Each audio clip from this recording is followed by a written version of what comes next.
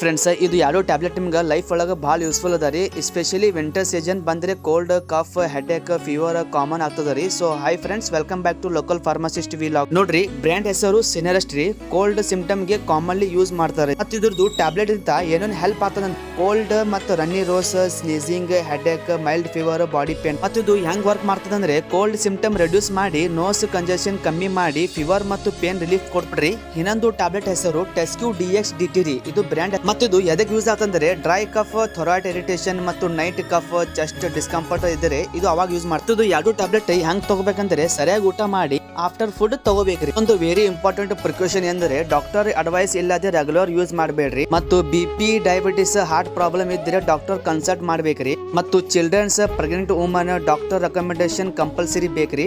So ನೋಡ್ರಿ, 2-3 ದಿನ ಒಳಗೆ ಕಮ್ಮಿ ಆಗಿಲ್ಲ ಅಂದ್ರೆ ಇಮಿಡಿಯೇಟ್ಲಿ ಡಾಕ್ಟರ್ ಕನ್ಸಲ್ಟ್ ಮಾಡ್ಬೇಕ್ರಿ. ಸೊ ವಿಲಾಗ್ ಇಷ್ಟ ಆಗಿದ್ರೆ ಲೈಕ್ ಮಾಡ್ರಿ, ಕಾಮೆಂಟ್ ಮಾಡ್ರಿ, ಶೇರ್ ಮಾಡ್ರಿ.